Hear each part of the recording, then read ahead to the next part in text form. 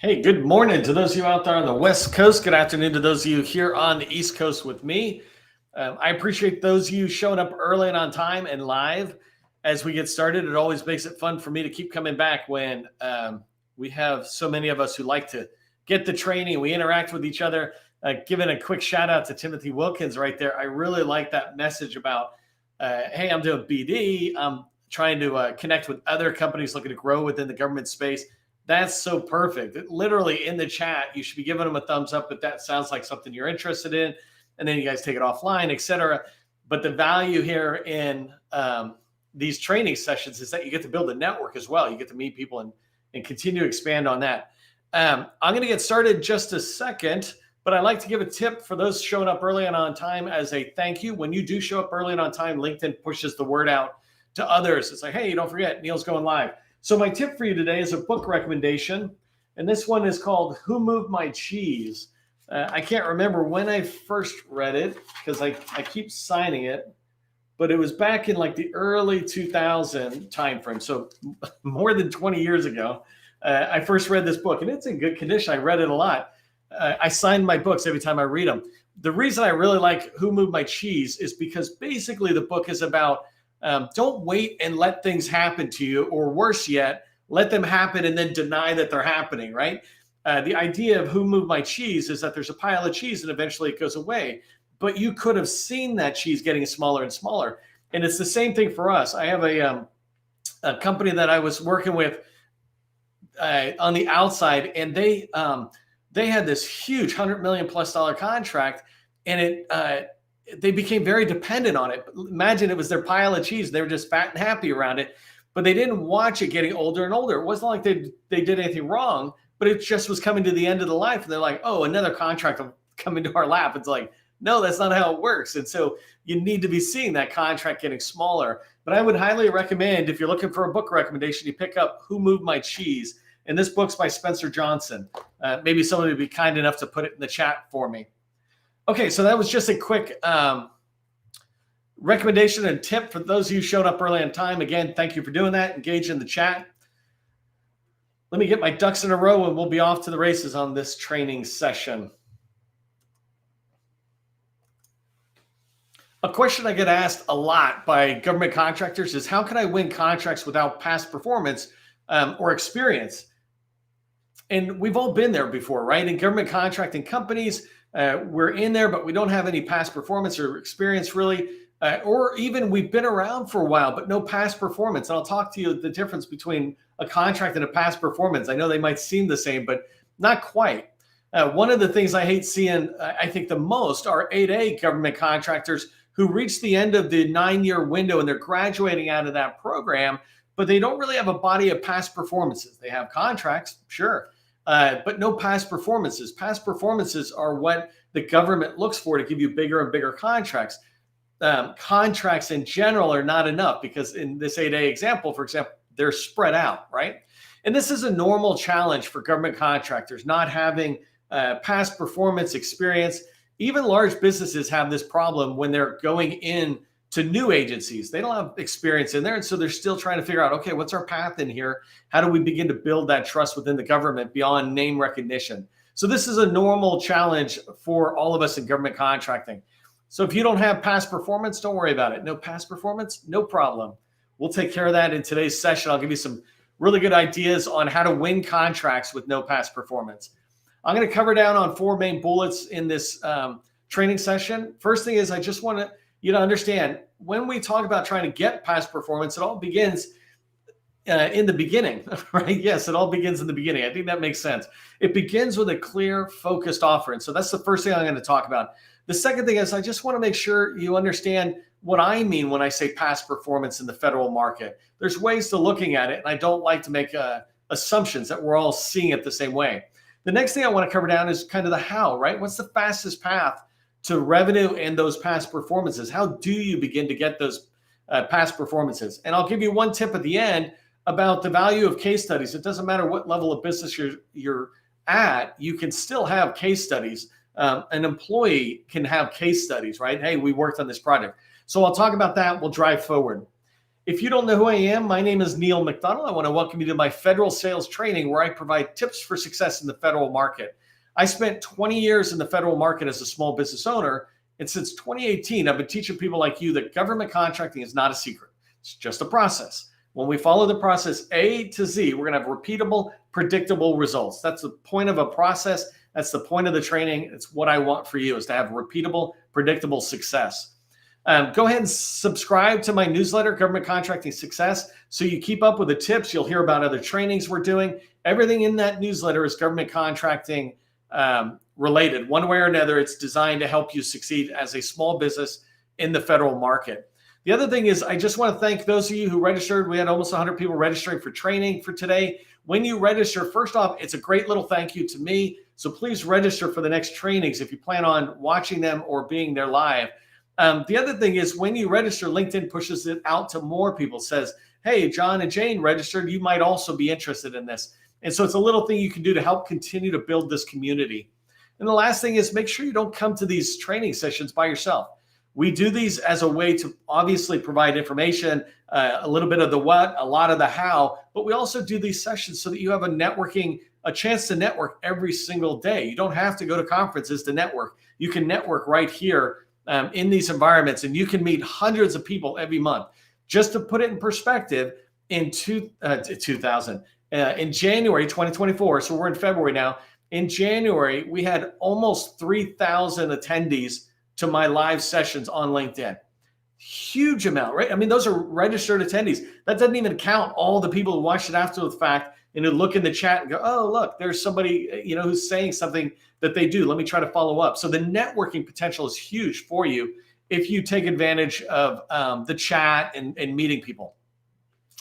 Okay, let's get rocking and rolling. The first thing I want you to do is think about having a clear, focused offer. And actually, I'm going to pause 1 second on sharing my screen because I accidentally have, and I'll just talk while I'm doing this, but I accidentally have animation on, and I hate animation. I did it once on my slides, and now almost every slide deck has it. It's like, it's killing me.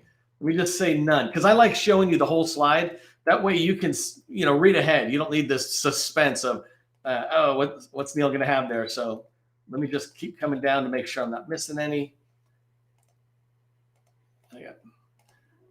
It's like every single thing, including my name, was almost suspenseful. Come back, share my screen here, up.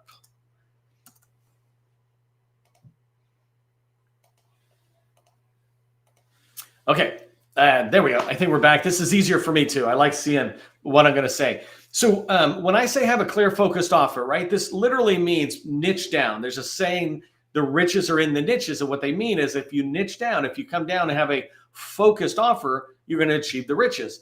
And one of the things I will encourage you to do is to stop saying you sell everything. When I run into companies who are struggling to get traction because they don't have experience in past performance, they often sell everything, right? Stop selling everything. I don't mean to be brutal. What I'm saying is, even Booz Allen doesn't sell everything. They're a multi-billion-dollar firm, and they have learned they can't sell everything. They've got to narrow it down. So they don't build airplanes, let's say. And so you want to do that same thing. You want to come down and focus your offer instead of saying you sell everything. And I'll use an example in a second. But one of the reasons that we tend to say we sell everything is because we're fearful of FOMO, fear of missing out. What if I say these 3 things or this clear, focused offer, but I miss out on this? Well, if you try to chase multiple rabbits, you're going to miss out on dinner, right? So the idea is, when you focus, you get known for something, and then you get in the door, then you can sell more stuff. But you won't get in the door unless you focus, because no one is looking to buy everything. They're looking to buy one thing.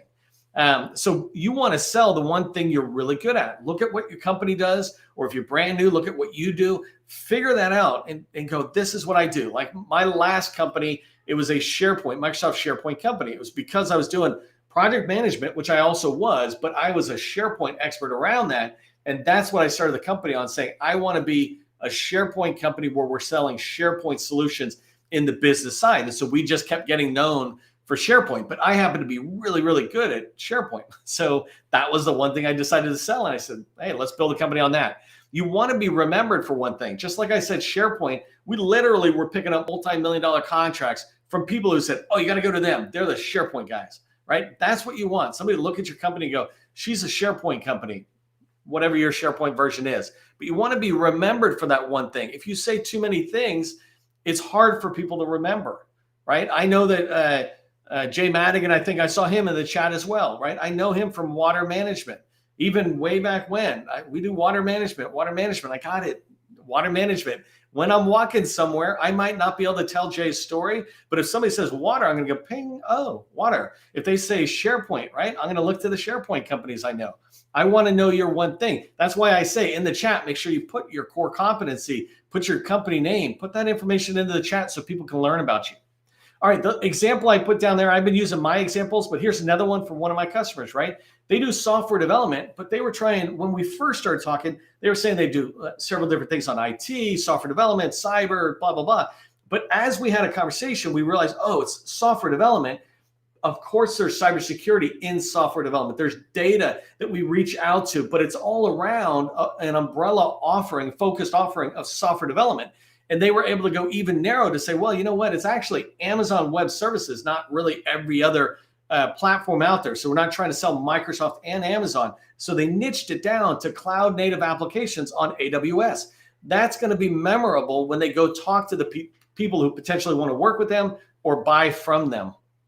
So make sure you have a clear focused offer when you're thinking about past performance and gaining it. Let's talk about past performance in the federal market. Sometimes I think that everybody knows everything, and sometimes I think maybe that's not clear. There's this great quote, the biggest problem with communication is the illusion that it took place at all. The biggest problem with communication is the illusion that it took place at all. And I think that, you know, if you take that over to the definition of things, I think the biggest problem with milestones and deliverables is our agreement of what milestones and deliverables are. And I'm taking that to today's training by saying the same thing, right? The biggest problem with past performance is not quite understanding the past performance in there.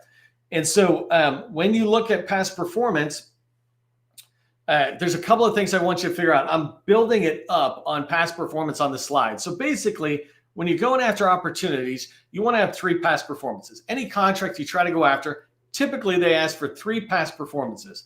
So the first place you can get experience is from anywhere, right? So state, local, commercial, it doesn't matter. That can count as past performance.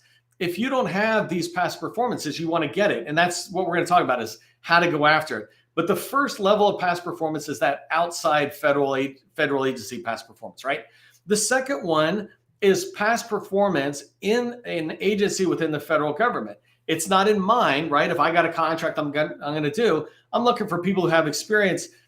First, I'll look for them to have it in my agency, and then I'll look at them having it in any agency. And so as you're building it up from outside the federal market to inside the federal market, but not in my agency, to in the federal market and in my agency. For example, if I want to do work with the Navy, it's one thing to have experience with the Army or DHS, but it's another to have experience inside the Navy. Say, hey, I've done contracts in the Navy. And so I want to build up 3 past performances within the Navy, if that's, you know, their agency that we're trying to pursue. So past performances, you're always trying to get them to be more and more relevant to the requirement the government's dropping. The next way to do it, so I said federal agency or my agency, and that was like, with who did you do it? The bottom 2 bullets talk about what did you do. And so often you'll see in contracts, I'm looking for you to have 3 past performances of similar scope, the type of work, right? And this means, for example, it's not enough for you to tell me that you've done web development. If you've done SharePoint development, now that's similar scope. You know, if I don't have anybody else who's done SharePoint, I'll have to look to the people who are not doing SharePoint. But if I've got a SharePoint project, I want to see that you've done SharePoint development in the cloud or something, right? That kind of activity or that kind of work is similar scope. And then the bottom bullet is similar size.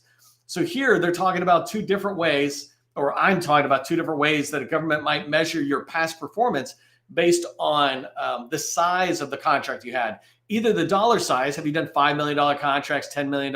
I see that sometimes, and I never like that, because it's like, well, I charge them more. Is it really helpful to you? Or I charge them less. Is that helpful to you? What I like is size, saying similar scope and similar size in the user environment. So if I'm doing SharePoint, or if you're doing building construction or whatever, it doesn't matter. Does the work size and the scope, the type of work you're doing, do those align to this new opportunity or this new requirement the government has? If they do, those are 3 really good past performances. So my point about these bullets on this slide of understanding past performances as they go forward is, you want to know this and begin to build it up. What I teach people is the first thing you need to do is to just make money in the government. Once you're making money and paying yourself and you can eat, right? Then you begin to shape your past performances so they can start leading you where you want. Don't get contracts in 5, 10 different agencies. Instead, pick a target agency and really try to get subcontracts, contracts, whatever in that agency. So you're building up past performance in CMMS at HHS or in the Navy, right? You want to build past performance so you're getting to the stage of similar type, scope, and size of projects that you want to go after in the agency you want. If you want to go after the Navy, then I would first be looking at Navy, Air Force, and Army type contracts before I'd ever look at Department of Education. That's not a similar type scope, because the users are different, right? And the environment's different. So think about that when you're building your past performances.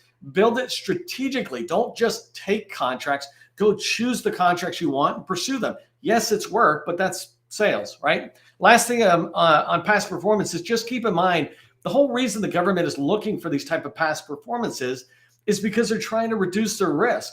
If they're looking for you to have done similar size contracts, it's because they know that this contract, there's billable activity. You might have a team. Do you know, have you managed teams before? There's a huge user base, or it's geographically dispersed, or it's the Navy is one of my favorite, right? Where it's on land and on boats, so afloat and ashore. Those kind of things really matter to the government. And when they find vendors like us who have that past performance, it helps them feel like the risk is being reduced on this work that they need done. And everything is about reducing the risk in order to be able to execute on the mission. And so if you pay attention to that, it will help you create a plan to get the past performances that you need.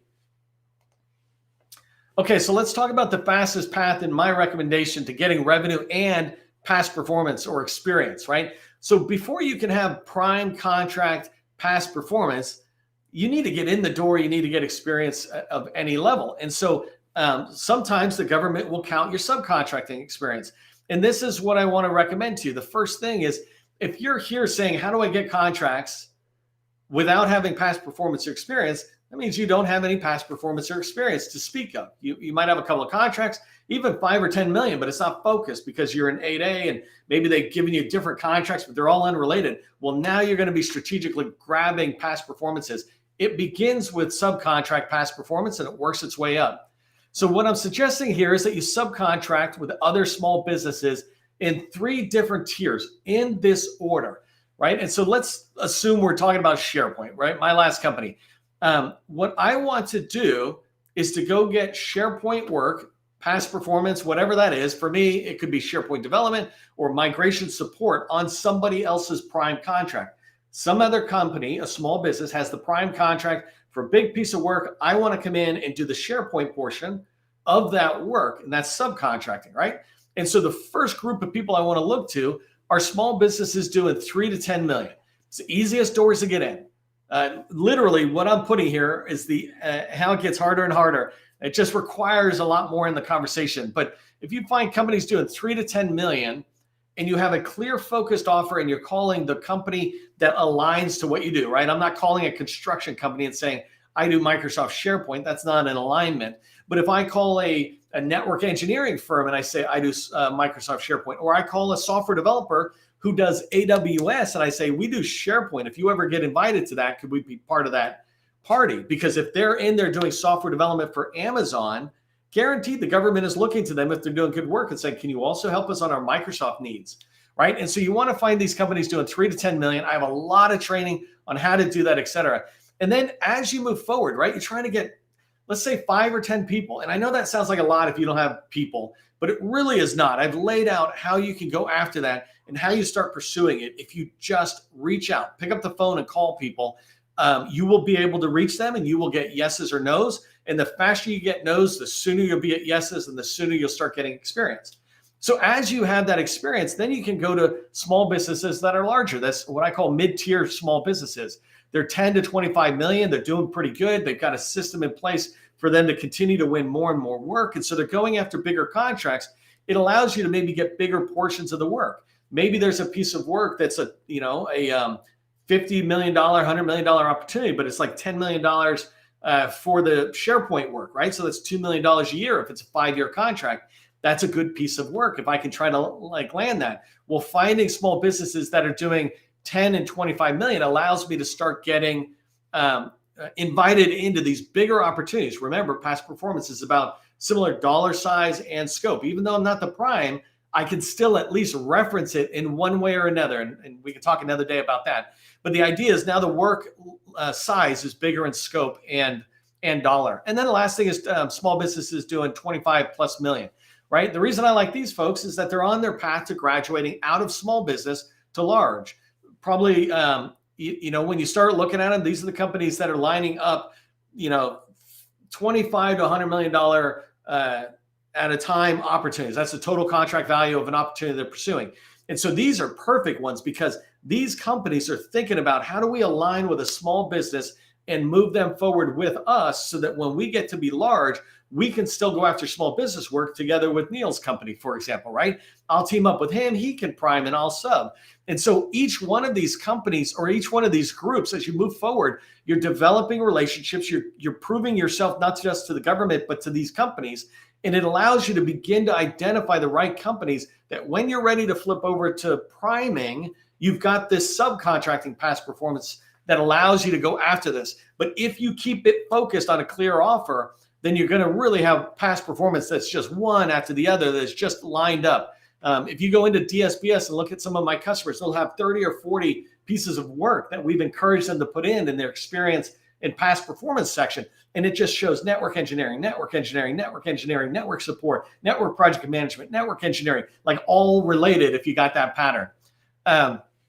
Okay, so make sure you're subcontracting with small businesses. I know that's the what. So how do you do that? How do you find small businesses?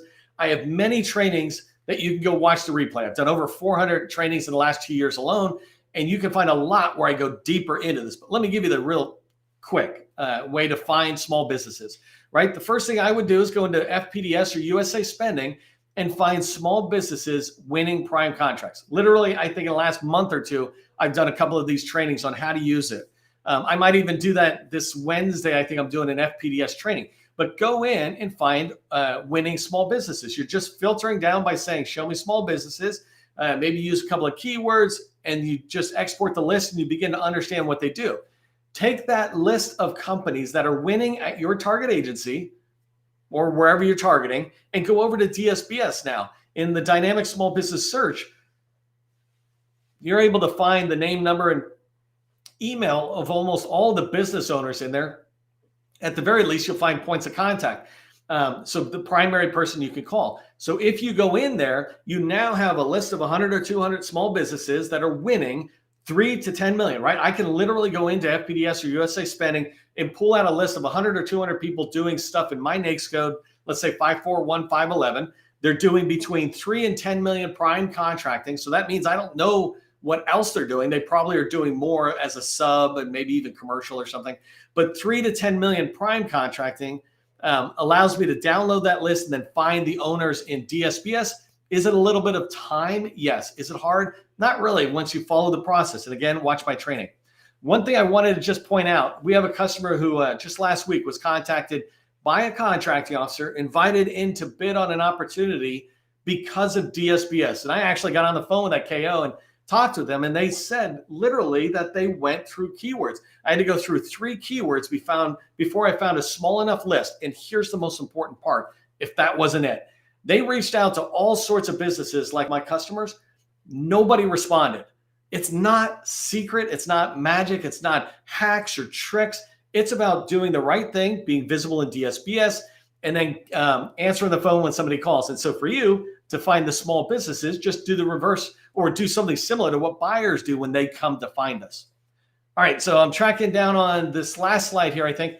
I really wanted to emphasize this idea. There's in sales, we say features tell, stories sell. And so if I use this mouse, I can sit there and talk about, although it's dirty, I can talk about the batteries or how clean it is or the wheel or things like that. Or I can tell a story about how now that I have the mouse, I'm able to do so much more, whatever, right? I didn't make a story up for the mouse. And you want to do this though for your business. Case studies are stories. People don't care about the details of a project at the moment. What they care about is a story.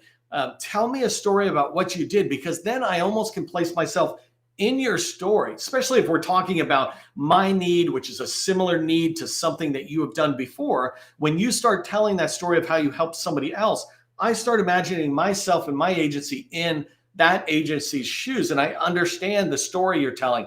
I begin to buy that outcome that you did without ever having bought anything from you yet, right? That's the idea of stories selling. It works for everybody, by the way. It doesn't have to be just like, a company doing 10, 20 million and they've got proven past performances and they can put all this together. Even if you're in the beginning, even if you've subcontract, even if you've just started and you don't have any company past performances, you can take your personal experiences, turn them into a case study.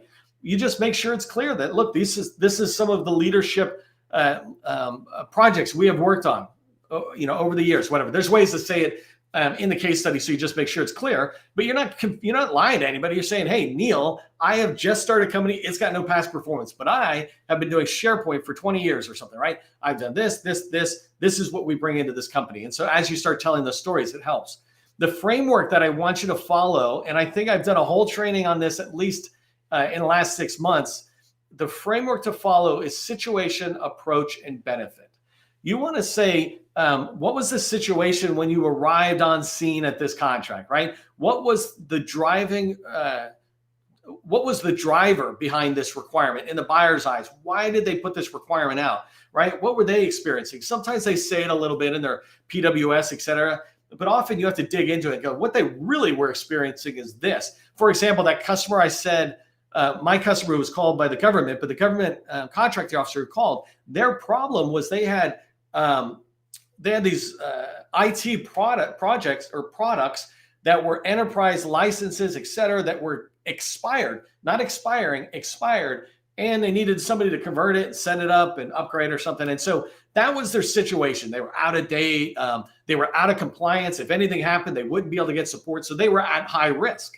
That's what I mean by saying, what's the driver behind the requirements in the buyer's eyes for the situation? The second part of a case study, and by the way, these are 2-3 lines is sufficient. Don't worry about many pages. We say one slide, 3 or 4 lines, in a slide deck, and you can already see it doesn't take much to get to that stage. But the approach is, well, what did you do when you got awarded the contract? Here's how we handled this challenge that the government was facing. Whatever. They had pains and challenges. They had goals. Here's what we did to address that. Here's how we planned and delivered the solution. It doesn't matter whether you're talking elevator maintenance and construction work or IT and cyber. It's all the same. We have a challenge or a situation, and we had our approach. And the last thing you end with on a case study is, well, what was the benefit to the buyer, to the government? After following our recommended plan and approach, they were able to reduce the time it took to do the job by 30%. We had 5 less elevators dropping from the sky because we maintained it, whatever, right? You want to make sure you put the benefit. What was the outcome? It doesn't have to be a dollar for dollar ROI, but somehow you coming in made everything better.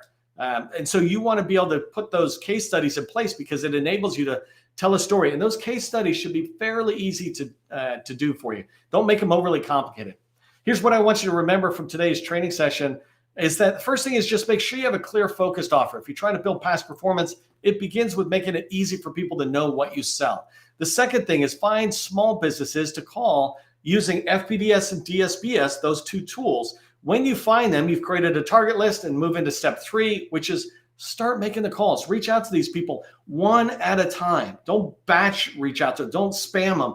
Reach out to John and to Jane and know who you're reaching out to. Don't do heavy research, but do a quick look at their website or something and say, hey, trying to figure out whether there's a spot for us to fit together. So hopefully this makes sense. If you don't have past performance, you can get it.